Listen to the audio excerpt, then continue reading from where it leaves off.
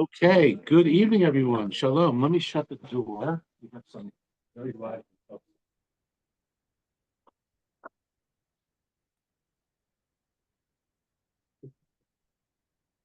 Okay, so shalom, everyone. Nice to see you. This is our second of our first classes on Haggadah.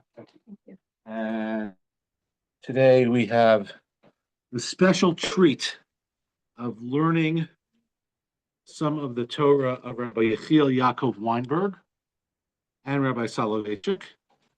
This is Yechiel Yaakov Weinberg, for those who don't know what he looks like. And this is his Haggadah, which was recently translated into English, and it's lovely. And Yechiel Yaakov Weinberg was a postsecond Rosh Yeshiva. He was the last head of the Hildesheim Rabbinical Seminary in Berlin, right before the Shoah. He managed to escape Berlin, the Shoah, and ended up in Switzerland, where he lived out the rest of his life as what my teacher, Rabbi Saul Berman, called a freelance Talmid Chacham. He was not affiliated with any particular yeshiva, particular institution. There was a student of his from the Hildesheimer Seminary who lived in Switzerland and sort of became his sponsor, if you will. And so Yechiel Yaakov Weinberg lived out the rest of his life, giving shiurim and writing tshuvot in multi-volume set called Sri Eish. He called himself the Sri Eish, the remnant of the fire, referring to the Shoah. Also, a wonderful collection of articles, Lifrakim, and a fascinating person. If you're looking to learn more about him, Dr. Mark Shapiro wrote a book about him. I can't remember the name, but if you just Google around, you'll find it. And it's great. Get it before Pesach. It'll be great Pesach reading. You'll learn about one of the great Gedolim and one of the great Torah personalities of recent times. And then, of course, we're going to get back to Rabbi Soloveitchik in a little while. Okay, so the topic is creative suffering in the Haggadah, but I think it reaches beyond the Haggadah, and essentially it's Torah about not letting a good crisis go to waste. There's a story about Rabbi Yerucham Lubavitch, I think is his name, who was the mashgiach of one of the famous European yeshivas. I forget which one. Ring a bell? And the story, he tells a story that when he was a kid, he must have done something wrong, and his father and his mother punished him and sent him to his room. And then a little while later, his father came into his room and found this little kid who was not a mashgiach at that point. He was a kid davening mincha. And after he finished mincha, the father said, "What made you decide to daven mincha now, right after I punished you?" He said, "Well, I was crying and I was so upset. So why should I didn't want those tears to go to waste. So I figured I would use them for tefillah." So this is one of those. I don't know if those stories are true, but they're not telling those stories about me. So he must have been a great man anyway. Okay, so we're gonna learn about that. So Rabbi Yechiel Yaakov Weinberg is here commenting on the part of the Haggadah where we talk about the Gemara says matchil b'gnut u'misayim b'shevach, that we start the required formula of how to tell the story of the Exodus from Egypt, of Yetziat Mitzrayim, which is the central mitzvah that we're trying to fulfill on Seder night, Sipur Yetziat Mitzrayim. The way to do that is you have to start with something bad, the negative, you end with the positive. And then the Gemara records a machloket, which is the negative we should start with. One opinion is Avadim Hayinu leParo b'Mitzrayim. We were slaves to Paro in Egypt. And the other is Mitchila Ovdei Avodah Zara Hayu Avotenu, that at the beginning our ancestors were idolaters. One is like a physical negative, right? Avadim hayinu leparim mitzrayim, and one is a spiritual negative that we were idolaters. In the end, we end up doing both in the Haggadah, and we end with positive. So that's Rabbi Yaakov Weinberg's question. Why do we have to start with negative? And why do we have to start with negative? Why? Let's just start with Yetziat Mitzrayim. Why do we have to start with the Shibu, the slavery? And certainly, maybe a stronger question is, why do we have to start? Why would we start at all with something that goes much further back in history, right? That our ancestors were idolaters. And that's the question he's trying to answer. So this text appears in Hebrew and in English. We're going to jump right to the English. So just to save time, instead of reading the Hebrew and translating it, that's on page 3. But if you want to see the Hebrew, if you want to on your own study the Hebrew, you'll see it's on page 1 and 2. But we're going to look at the English. Okay. So this begs the question: what is the significance of beginning the Pesach story with our demeaning origins, and only afterwards recounting our redemption? So before we read his answer, has anyone ever thought about this before?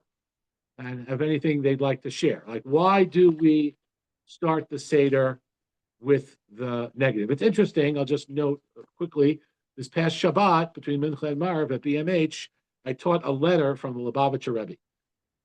Apparently, someone sent to the Lubavitcher Rebbe a Haggadah, a Holocaust Haggadah, which had sort of additional readings and things to include the memory of the Shoah into the Seder. And the Rebbe is completely opposed.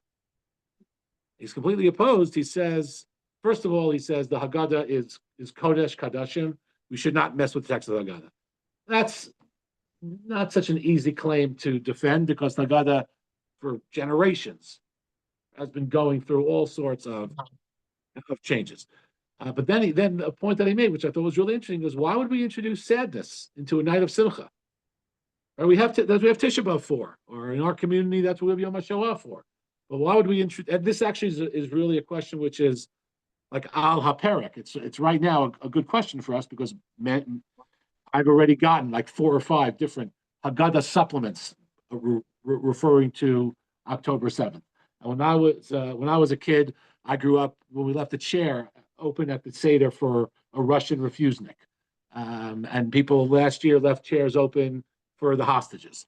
And the Rebbe's like, no, that doesn't belong in the Seder. The Seder is a happy time, and we shouldn't add sadness. The problem is, it's not only a happy time. We start off with Avadim Hayinu Leparim Mitzrayim. We have Maror right at the Seder. So we do, and then he addresses that. Of course, he says the rabbis had the wisdom. The negative aspects of life that relate directly to Egypt, of course, are necessary for the story, but we shouldn't add anything else. Okay, that was the side. Yeah. The most simple human terms. How can I appreciate what I meant now, unless I have some perspective? Okay, good. What I wasn't so good. Okay, great. So, right, I can't really appreciate the redemption and my freedom unless I appreciate the opposite first. Okay, excellent. Any other thoughts? Yes. And then there's this business about Lavan, who try to kill us.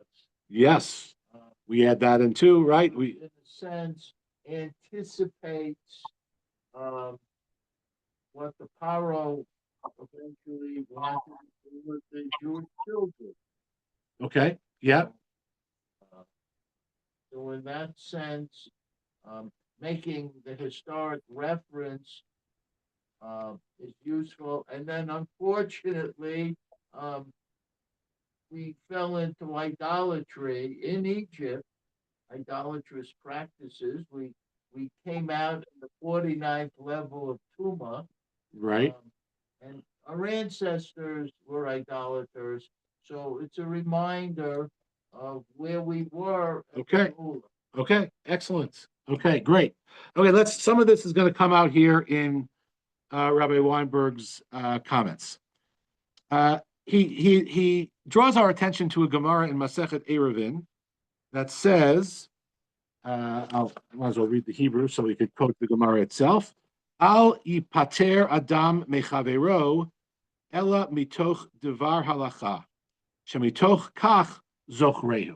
That's just a beautiful idea that one should only take leave of their friend by conversing in halacha. For this is how he will remember him. I imagine it applies to she and her as well, right? That you don't just say goodbye, right? You share a Torah thought, a devar halacha, if you will, so that whenever perhaps that devar halacha comes up in your life again, you'll remember this comrade of yours, this friend, because you shared a discussion in Torah on that topic.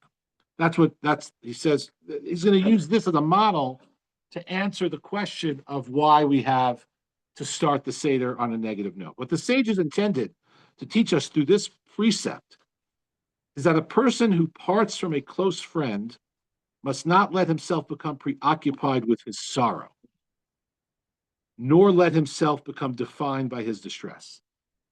I think that's just a beautiful couple of sentences, which leads me to think that Rabbi Weinberg also had some very close friends, right? Or felt very close to his friends, that when you would take leave of them, you would be distressed and really sad to the point where you could be overcome by it, right? I wonder how often that happens to us. Maybe less so because we have so many types of ways to communicate with people. It could have been different in his day and age and even before. When you said goodbye to someone at the train station, in Poland or in Germany, wherever, there's a good chance you may not see, not because anything bad happened, because it was hard. Rabbi Soloveitchik, I think, didn't see his father for decades. He said goodbye to this famous story. He said goodbye to him at the train station. Didn't even give him a kiss. The whole Soloveitchik, Brisker, Kalta, Litvak approach to life. So maybe now we don't really appreciate this, because I could say goodbye to someone literally in another country, and tomorrow morning I could be on a WhatsApp video call with them and see them. It's not the same, but maybe we don't have this sense. But he's recognizing that, and maybe we should have this more, even though it's easy to communicate now. The emotional whirlwind that he experiences was not created for a self-serving end. So here he's getting something really interesting.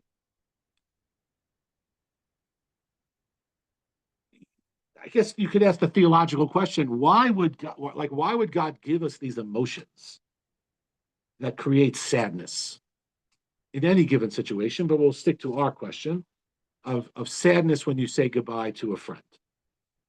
It seems like cruel that I'm going to experience this sadness. Why aren't I protected from it? The premise of my question? I have that with regard to human nature in general. So it's right. Interesting that you're so specific. Well, because I'm just referring to what he's saying, right? And he's saying that in any area of life, there are often we feel really sad, and why? I don't know if we've ever thought about that before. It's just maybe we don't think about that question because that's just the way we are, and when things are the way they are for everybody, maybe we don't ask about it. But he's asking about it, and he says the reason is the emotional whirlwind that he experiences was not created for a self-serving end. It was not aroused merely to be left within the confines of its origins, or even just to be expressed. So sadness for the sake of sadness is not a value, says Rabbi Weinberg. Expressions of sentimentality cannot fill the gaping void produced at a moment of parting. Rather, Judaism teaches that the means by which to transform emotion into a religious act. Pain and distress, too, were intended to become sources of growth. So he doesn't quote a source for this, but it seems like he's giving his own interpretation and understanding of why there's such a thing as pain and distress. and they're there to become sources of growth. Like whenever we're feeling a loss, a pain or distress, after the initial feeling bad for ourselves, which is also human nature, it seems like we should direct our attention to how this moment can be a moment of growth. We say Kavayachol that HaKadosh Baruch Hu himself experiences sadness. And we say Kosher Alei Predaschem. Right, yeah. That's it, right, beautiful. Right, that's great. And now I have a drasha idea for Shmini Atzeret. The question is, if Kosher Alei Predaschem follows the intimacy, the times over the Chagim, so adding one more day is just going to make it harder. Make it harder. So, but the answer is exactly The Torah. Exactly Right. what you're saying. No, you add something, and that new dimension, it gives you. You're adding a new dimension of the relationship. The relationship of growth, of doing Right. some togetherness that they can carry on. Right. At this moment, now the way that his Haggadah works is on the left you see the Sridei Eish, and on the right you have the Gachalei Eish. That's one of his students. We're not going to study the student. We're studying just Rabbi Weinberg. So we turn the page. At this moment, with all the intensity of, back on the left side of page 4, his friend's departure, the distraught individual is charged with asking himself, what is the spiritual treasury with which my departing friend has enriched my life until this point? So most people, the way I always learned this Gemara was when you're saying goodbye, let's each share a Devar Torah with each other, so that next time we come to this parsha, or next time we come to a discussion of, I don't know, matzah, we'll remember each other. He's saying something a little different. He's saying, what is the spiritual treasury with which my departing friend has enriched my life until this point? It's not a new Devar Torah. When you are taking leave from someone, it seems like he's saying, take an accounting of what the person has already, over the course of your relationship, has already contributed to your life in a way that enriches it. That's a whole nother way to look at that Gemara, and maybe like a little bit more of a profound way to do it. We're not going to quickly share a quick like Devar Torah with each other. We're going to take a few minutes to think about why this friend is valuable to me in my life, what they have added in my life, and we're going to do that because we're so sad that we're leaving, that we want to take stock of what they've added in our life, so that now that we'll be absent from each other, I'll still be able to go back and point out aspects of my life that are different and hopefully better because of my relationship with this person. So that sadness and that pain of leaving is used now in the service of really recognizing what a wonderful person this friend is and how they have enriched my life. He should contemplate what was a word of halakha Torah that was expressed by my friend that became the very life force of our relationship.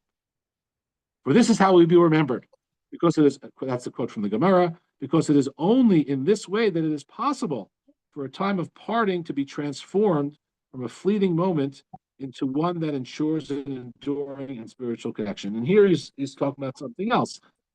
He's adding a layer, which we're going to get to. If you're in TDK, maybe I'll talk about this on Pesach. But this other notion that there are fleeting moments in life, and then there are two options, like of how to deal with them. They could stay fleeting moments in our life, or they could become important aspects that come back over and over again. The example that Yechiel Yaakov Weinberg gives in another part of the Haggadah, he's talking about Abraham. This is Avram Tikain Tefilat Shacharit, the Gemara in Brachot says. Avram established Shacharit. But Avram's original Shacharit was one thing. His that one encounter with God could have been a fleeting moment. But what Rabbi Yaakov Weinberg says is that instead of Avram allowing that encounter with God to be a one-off fleeting moment, he established Shacharit. So now every day, that fleeting moment is revisited, and again and again and again and again. And so he's saying something similar here, this fleeting moment of leaving could either be just a moment of pain that we'll remember from time to time, or it could be turned into something positive that I'm able to recognize that person's influence on myself regularly. Should you feel the same way with death? I mean, think, don't, obviously be sad, but one deceased and died and so on, but just think of what you learn from them or, Yeah, I think that is, you could argue that's the ultimate meaning of the Gemara. Because the Gemara is talking about, when you, and it uses the word that we use for death, right? It says al yifater. You talk about petira as the language that we use when someone dies. So yeah, I think that's exactly what he's saying. It's not just about saying goodbye to a living friend. It's also a way for us to. I don't believe at all that Judaism asks us to whitewash sorrow and to say it's misplaced. Don't be so sad. Get over it. I don't think that's the Torah way at all. But the Torah way is also this. I think they live together. Yeah. And he says that. However, this does not mean that emotion should be silenced or violently suppressed. Rather, one is to channel his emotional being onto the path of Torah and into a clear recognition of the value of his departing friend. Only in this way will the fruitful and productive nature of one's emotional personality be revealed. So it's a beautiful standalone idea about how we think about loss and how we think about sadness and how we think about tragedy and crisis, but he hasn't yet answered his own question, right? Which is, why are we starting the Seder, right, with the Gnut, with the negative? And he gets to that, and now he gets to it on page 5.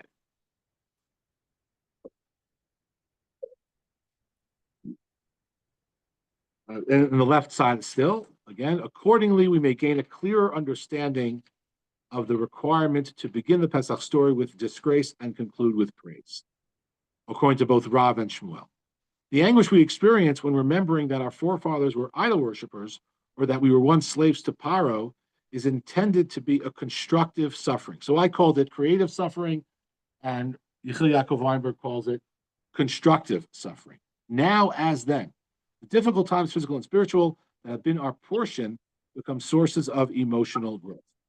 It is not only the recalling of the redemption from slavery, physical and spiritual, that drives this growth, but also the recollection of the suffering that the slavery entailed. From his anguish and distress, man learns not only to appreciate the relative greatness of the redemption and deliverance, as Josh said, he has experienced, but also to infuse meaning into his difficult times. And he remembers his friend's departure in this way, that in itself is a fulfillment of the conclusion of praise prescribed by the Mishnah. So I don't think that the analogy is perfect. But he's suggesting that we have to, we start with Gedut. We start with what he calls the disgrace or the negative aspects of our history, so that we can use that difficult time for emotional growth. Now, if you want to take it like to the most radical understanding of what he's saying, and you want to make the analogy more clear, if when we take leave of a friend, we're trying to remember what parts of our relationship have impacted me in a positive way. So he could be saying, although he doesn't say it explicitly, that even when something really bad happens, meaning saying goodbye to a friend is sad, but not necessarily tragic. Right? The slavery in Egypt was tragic. And it seems like he's saying that there's also something positive, like that's a really harder exercise. Like, what good can I derive from that awful experience? That's I think a tough ask, but I think that's what he's saying. not just so we could appreciate our current freedom better because we could set it up against the mirror of slavery, but I think it feels like he wants to say something deeper than that. Right? There's something about that relationship that we had with slavery, with bondage, that somehow if I could, maybe I could work through it. Now, of course, I don't think he's saying, and therefore it's worth it, and therefore it was okay. I don't think that's where he's going, but it existed, there it was. And now, what am I going to maybe derive from it that's positive? So I think it requires a high level of self-reflection. Did you want to say something, Josh? Yeah, it seems that the only way to look at what good was suffering is recognize where I'm at today. And my life today is pretty good. It hasn't changed how I got here, even though how I got here was that suffering. But if my life today is not so good, then it also changes the past. So I think Right. that's how the two connect.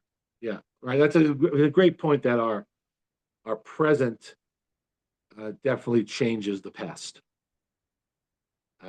Yes. Yes. Fortunately, we're not experiencing slavery as our ancestors did. But in our life experience, there are things that enslave us. And there are efforts we make to free ourselves. And we can only do that, going back to Alcoholics Anonymous, by pleading with Hashem to help us rather than depending on our ego. I'm going back to Rabbi Twersky's Right. stuff. But we have our slaveries today, and we have our idolatrous contexts to deal with. So in that sense, going through the Haggadah, reliving the experience of our ancestors, reminds us of the issues we have today, which fortunately are not as painful. That's true. Thank God they're not as painful. That's true. That's true for most of us. Can you still hear me on Zoom? I hear you. Okay, great. Because I just I tried to shut off some background noise. Okay, great. If I may, it's something just occurs to me. He's almost suggesting in the example of slavery to embrace that experience as something that in and of itself, not necessarily by contrast. If there's a piece of that fits so well with the most emphasized mitzvah in the Torah is V'ahavta Ger. Right. And why? Gerim hayitem b'Mitzrayim. What? We were abused. What had to do with the other? But be able to empathize. Right. So Yeah. embrace the slavery because you know pain and you're in a position and that teaches you, that gives you the privilege, the right to empathize with others. Right. So that could be one of the answers. I like that phrase you used, like sort of embrace that reality. And this goes back to what I said earlier, which is the Torah doesn't ask us to whitewash. It's actually saying that this was a real terrible thing, and even so, there may be something that you can glean from it, which will have a positive effect on your personality and on your life. That's if we want to take the analogy to parting from a friend. If we want to sort of equate those two those two episodes or those types of experience. Again, because saying goodbye to a friend is not a tragedy, unless we're talking about what Mort was suggesting, the ultimate saying goodbye to someone, their death. That is a tragedy, and I think the same thing would apply. So that is Rabbi Yaakov Weinberg's explanation of creative suffering, and he gives one more example, and then we'll turn to Rabbi Soloveitchik. On the bottom of page 5, Rabbi Akiva conveyed a similar idea when he, along with 3 other sages, visited Rabbi Eliezer, who had fallen ill. At Rabbi Eliezer's bedside, Rabbi Akiva pronounced, "Beloved is suffering." What does this mean? Rather, there is suffering and there is suffering. It depends on the person who bears it. Beloved are the travails of Israel. Beloved is the suffering of a man with the capacity for greatness. Ordinary people crumble under the weight of suffering. They wither and wane. Not so for men of great potential. For an exceptional person, suffering is a powerful force that rouses him to outstanding actions and accomplishments. So a similar idea.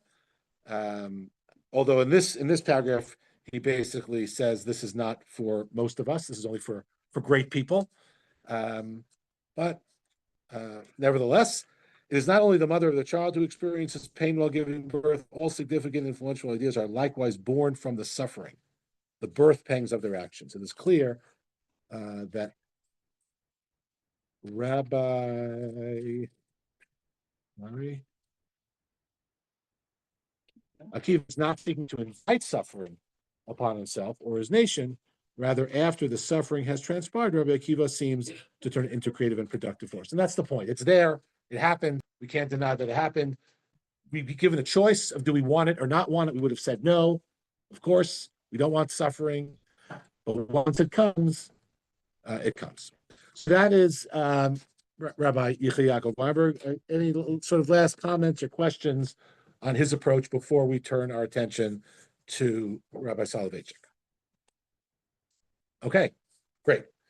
So the excerpt that I have for you from Rabbi Soloveitchik is from his, is now an essay, but originally was an address given in 1956 at Yeshiva University in honor of Yom Ha'atzmaut, 1956. And it is a wide-ranging essay that you see here, discusses God and the Holocaust, the importance of the modern state of Israel, the role of Zionism in American Orthodoxy. And if you were here for our class on great Jewish letters, you may remember that it was this book that catalyzed one of those letters, because Rabbi Soloveitchik writes this beautiful treatise on the importance of the state of Israel, and that American Jewry is not doing enough, and not enough people are making Aliyah, and he is sitting in Boston and New York City. And this essay is being studied by, I think it was an 8th grade class in Givat, Washington, in Israel. And the students say to the teacher, "Hey, who's this guy, and why hasn't he made Aliyah if he writes all these things?" And then she wrote Rabbi Soloveitchik a letter asking him the question. We don't have that letter, but we have his response to that letter, and we studied that. And so that this is not the part of the essay that talks about Zionism and Aliyah, but this is the essay that created that back and forth between those students and Rabbi Soloveitchik. Okay, so Rabbi Soloveitchik here in the beginning of the essay introduces one of his perhaps most famous categorizations of a human being, when he discusses the difference between fate and destiny. Fate is we have no choice in the matter; it just happens to us. While destiny is something we make, we can create on our own. And Rabbi Soloveitchik in this essay talks about 2 different types of Jews. It's actually a very, very beautiful and worthwhile thing to think about. He says there's what he calls the Brit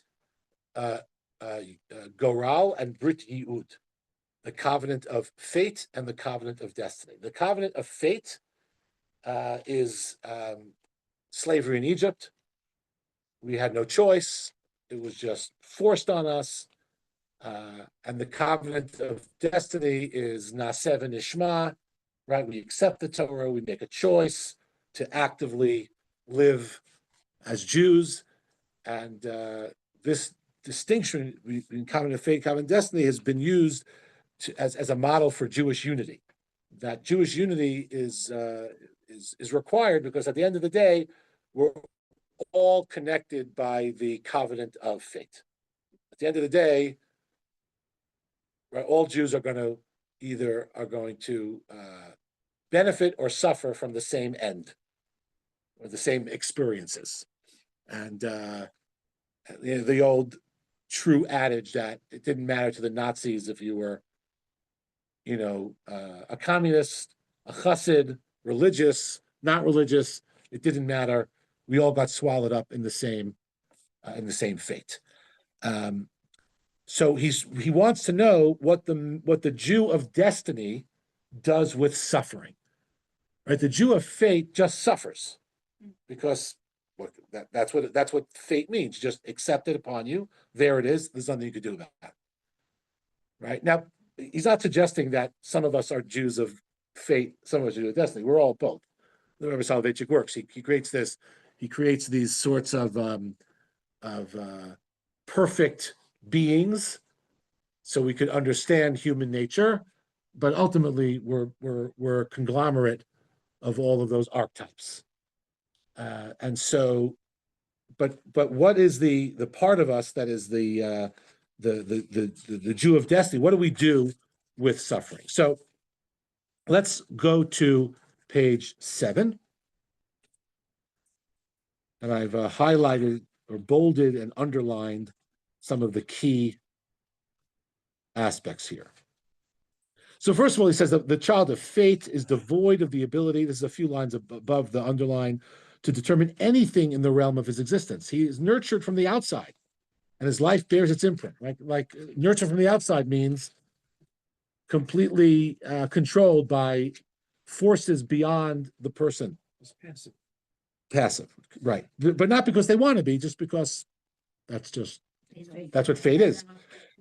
Therefore, he relates to evil from an impractical perspective and philosophizes about it from a speculative point of view, right? It's not really bad. It just seems bad, but it's not really bad, right? Or that's one way to look at it. Another way that sometimes people try to whitewash evil is to say it's bad now, but it's going to lead to your olam haba, or it's going to lead to your redemption, type of approach. Or suffering. Same thing, right? The suffering is it's good because it brings you forgiveness. Right. Rabbi Soloveitchik is not a fan. He has a whole nother essay in another book which is all about suffering, about these two approaches, and he doesn't like it. He wishes to deny the reality of evil, like we just said, and to create a harmonistic outlook in life. The result of such an experience is bitter disappointment. Evil mocks the prisoner of fate and his fantasy of a reality that is all good and pleasant. Ultimately, Rabbi Soloveitchik is suggesting you can't keep that facade up forever. It's gonna the fact that evil is evil and bad is bad is gonna catch up with us eventually, even if we try to will it away by using any of these sort of philosophical tricks. However, in the realm of destiny, man recognizes reality as it is and does not desire to use harmonizing formulas in order to hide and disregard evil. The child of destiny is very realistic and does not flinch in anticipation of a face-to-face confrontation with evil. I certainly understand why people want to harmonize, because it comes from a position of faith. Like, I believe in God, I believe God is good, and therefore, how could anything be bad in life? So therefore, there must be some explanation of why this thing that I'm experiencing as bad is really not bad. And that's what we say, well, it could lead to your salvation. Say, "Oseh shalom uvarei tara." But we don't say that. No, We say we're at Takol. Right. It's written. It's geschrieben. Yes, that's true. Right. And that could be the very point here. Nevertheless, his approach is halachic. Now, what Rabbi Soloveitchik means by halachic is practical. Like, what do I do? That's what halacha teaches us. What do I do when Erev Pesach falls on Shabbos? I got to do X, Y, and Z. What do I do to fulfill the mitzvah of lighting Hanukkah candles, right? And if you want to just look at halacha in its most basic form, it's an instruction book of what to do. So he's saying, well, that's what we need to do about evil. What's the halacha of evil? Meaning, what do I do when confronted with evil? Now, he's not talking about like fighting it. Of course, you fight evil and you try to destroy it. But he's talking like me as an individual, right? What do I do when confronting with evil? When the child of destiny suffers, he says in his heart, there is evil, I do not deny it, and I will not conceal it with fruitless casuistry. I always forget how to pronounce that term. I am, however, interested in it from a halachic point of view, and a person who wants to know what action to take, as we said. So continuing with the bold, the problem is now formulated in the language of a simple halacha and revolves around a daily task. The question of questions is, what does suffering obligate man to do? This problem was important to Judaism, which placed it as a center of its Weltanschauung. Halacha is just as interested in this question as in issues of Isser and Heter and Chiyuv and Patur. Yeah, that's a little bit of a surprising sentence, right? Because there's no section in the Shulchan Aruch or in the Rambam's Yara Chazaka of how to react to evil. But nevertheless, he's saying that's what Judaism and halacha is interested in. And what he says in the next is what we don't do is ask the question of, well, why did God do this? Why is there evil? Why does God allow bad things to happen? That's not the question. That's not the halachic question. Just like the halachic question is not why is there Shabbos or why is there Pesach. The question of halacha is not why is there Shabbos. The question of halacha is, how do I, whatever it is on Shabbos. He says we don't ask the question, but books have been written about theodicy. But that's not halacha. That's philosophy. That's not halacha. Correct. Right. Here we are meeting Rabbi Soloveitchik as the halachic man. Got it. Right. Yeah. There's a book about it too. So, Correct. It's not, but that, and the part of this essay, the next section of this essay, the subtitle is Job. Because then he tries to show that actually Job did what he's suggesting we do. Job's friends were not so good at it, but Job was. So, and the essay, by the way, this whole essay is available on Sefaria. So if you don't have the printed version at home, you could read the rest of it on your own. Okay, so what do we do? The halachic answer in the bottom of page 7, and this is, I'd like to hear how you think this is similar and or different than Rabbi Weinberg. The halachic answer to this question is very simple. Suffering comes to elevate man, to purify his spirit and sanctify him, to cleanse his mind and purify it from the chaff of superficiality and the dross of crudeness. I always like to remind people that English was not Rabbi Soloveitchik's first language or second language or third language, right? Somehow he managed. Somehow he managed, right? A crudeness to sensitize his soul and expand his horizon. Suffering appears in the world in order to contribute something to man, in order to atone for him, in order to redeem him from moral impurity, from crudeness and lowliness of spirit. If you remember, Yechiel Yaakov Weinberg sort of asked the question, I put the question, maybe I editorialized the question into his essay. Why do we have these emotions, right? Or Rabbi Soloveitchik is saying here, why do we have these suffering and these feelings of suffering? And his answer is, in order to contribute something to us, to atone, to redeem from crudeness and lowliness of spirit. That's an interesting point, because he started by saying it's not our job to think about why suffering, what the reason for suffering is, just what to do with suffering now that we have it. So he first says we're not going to talk about why, we're just going to talk about what to do with it. And now he's saying it appears in the world in order to this, which is Right. different than what you just said before. Yeah, that's interesting, right? We don't know why it appears in the world. We just know that it's here, and the only thing we can do about it is act this way. Right. Here he's saying that actually it appears in the world. He's giving it a Right. reason. That's true. You know what? I've read this essay many times. I never thought about that, that stira, right? That internal contradiction. I don't know what he would answer. It seems that what he's saying here, it's not that this is the reason for suffering, but this is the reaction to suffering. But you're correct that the language does get in the way of that point, for sure. The sufferer must arise there from purified, refined, and cleansed. An hour of distress it is for Jacob, and from it he should be saved. From the midst of suffering itself, he will achieve lasting redemption and merit a self-actualization and exaltation that are unequaled in a world devoid of suffering. That's such an amazing thing, right? Like, we can't achieve the same level of personal growth without suffering.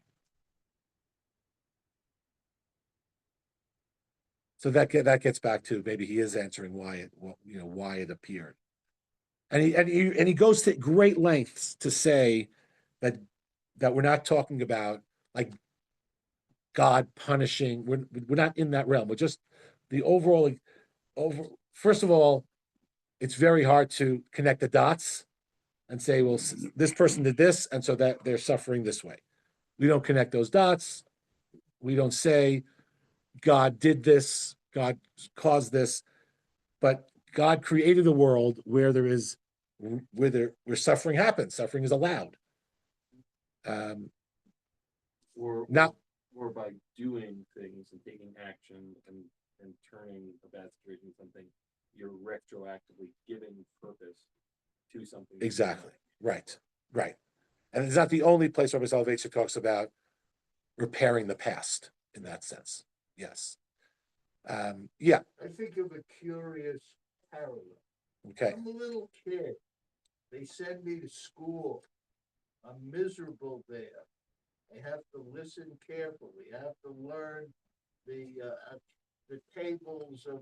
I have to learn the alphabet. I have to learn how to count. I have to do homework. I can't go out and play until recess time. So it's a kind of analogy.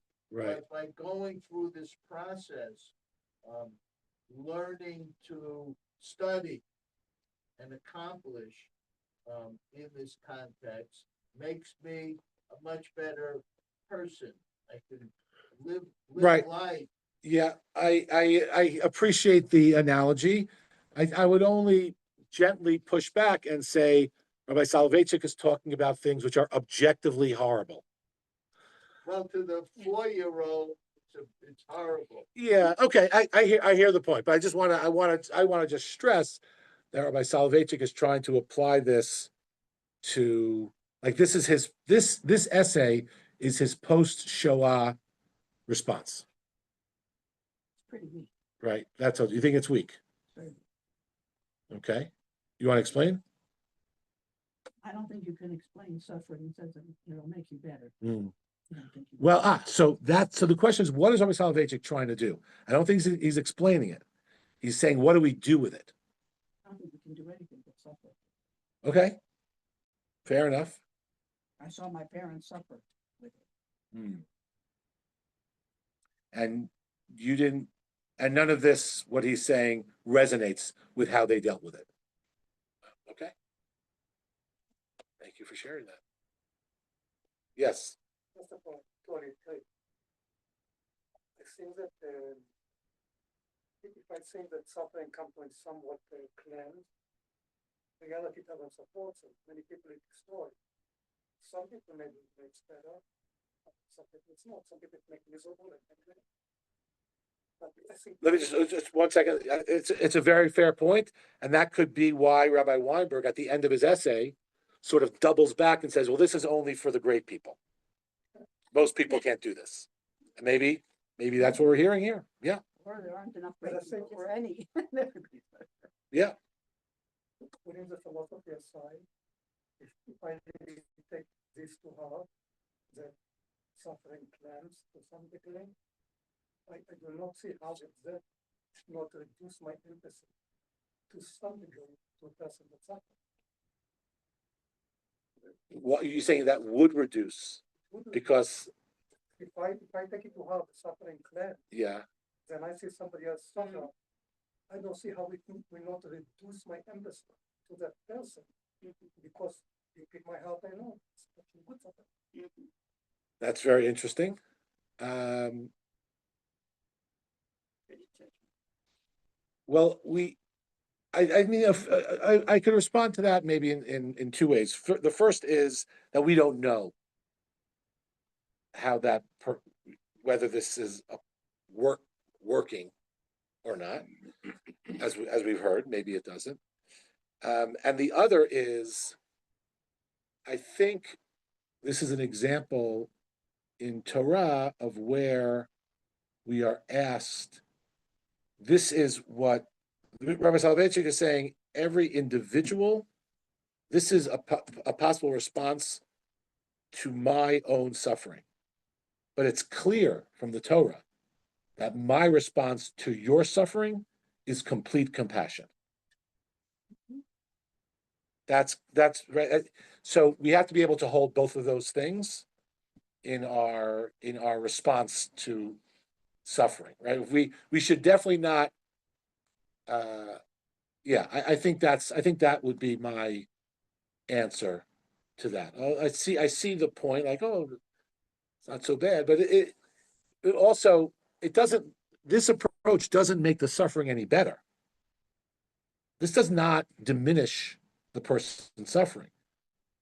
What it means is that the suffering is also going to do X, Y, and Z.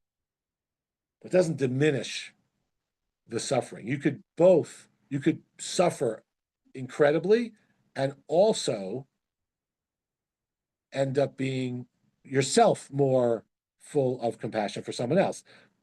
Does that mean that suffering was good for me? Of course not. So I think you could have both. It's just a few more lines in Rabbi Soloveitchik.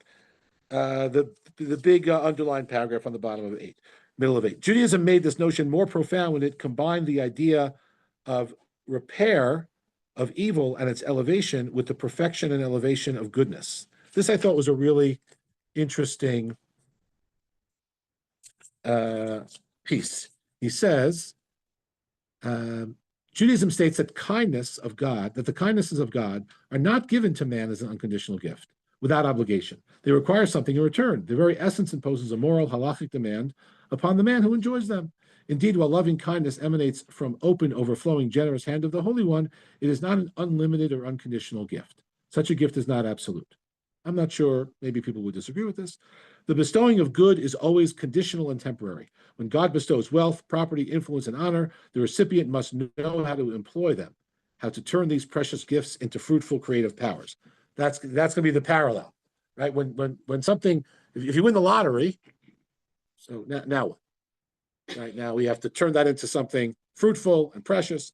How to include others in his happiness and greatness, and how to render loving kindness with a divine kindness that emanate and issue forth to him from a never-ending font. If an abundance of good does not bring man to absolute subordination to the Holy One, then he is guilty of a fundamental sin resulting in the severe distress that in turn reminds him of his obligation to the Creator. So that's about good. If you flip the page, on the top of page 9, just as good obliges man to perform deeds of a higher order and demands creative and innovative actions from the individual, so does suffering require the repair of the soul and the cleansing of life. If at the time of God's favor and beneficence, one was not aroused to action. So it's very interesting. He's paralleling, saying just when something good happens, we don't just say, thank you very much. We try to parlay it, snowball it into more good and into more better things. Similarly, when something bad happens, we don't just say, well, that was terrible. Or, from Oliver, thank you, sir, may I have some more, right? we try to use it in some way, similar, I think, to what Rabbi Yaakov Weinberg was saying. What am I supposed to do now? And it could be, it could be a personal character development. It could be we suffered in Mitzrayim, so now we want to make sure that other people don't suffer, as you pointed out. But the point is, the person of destiny, right, doesn't just accept the suffering. The person of destiny tries, and as we've heard, maybe it's not possible for some or for most, to do something with that suffering. So as I start up by saying, those tears don't go to waste. So I only brought the Rabbi Soloveitchik because when I read Rabbi Yaakov Weinberg, it sort of reminded me of what Rabbi Soloveitchik was saying. I don't know if any of them saw each other's writings. I don't, this was in 56. I don't know when Rabbi Yaakov Weinberg wrote his Haggadah. I didn't do that. I didn't check on that. Rabbi Soloveitchik's final few comments. In short, man must solve not the question of the causal or teleological reason for suffering with all its speculative complexity, but rather the question of its curative role in all its halachic simplicity by turning fate to destiny. Rabbi Soloveitchik doesn't tell us how to do that. It doesn't tell us what the response should be, but what he does ask of us is to consider what our response will be, and it will be different for every person. He doesn't say if you suffer, then you should do. If you're hungry, then I don't know, work in a food bank. He doesn't make those connections, but says that that's the halachic response, right? The what now response to suffering. But just to close it with the Haggadah thought, going back to Rabbi Yechiel Yaakov Weinberg, his main point was the reason we start with the negative is to remind us that negative events that happen in our lives can be an element of emotional growth, of character development, and the very, as we've heard from Susie and Josh, the very hard work, which may not be possible, of embracing that terrible thing in order to find out how it may have helped us, even though those are, I think, tentative words. And I think, as I'm saying this, I think the difference between Rabbi Yechiel Yaakov Weinberg and Rabbi Soloveitchik is, it seems like if you think about it enough, for Rabbi Yechiel Yaakov Weinberg, you will figure out how that terrible thing may have helped. And Rabbi Soloveitchik, it seems to be saying, you have to just start doing something. Rabbi Soloveitchik is more about action, and Rabbi Weinberg seems to be more focused on contemplating how that thing has affected our life in a positive way, just like we contemplate how the friend's departure is going to trigger how that friend's presence in our life helped us. So I think maybe that's one distinction between them, even though I think they're coming from a similar spot. Okay, any final comments or questions? Doesn't seem like Rabbi Weinberg was able to move on, but he sort of did his own thing in Switzerland and go back to teaching or reading in yeshiva. He just was in his own little world, away from whatever bad thing might happen again. Well, Could be. When did he live? Rabbi Weinberg, let the Zoom off now. Okay, good night. 1884 to 1966, 1884, 1966. Yeah. as it says on the first page. Yes. Well, I'm glad you got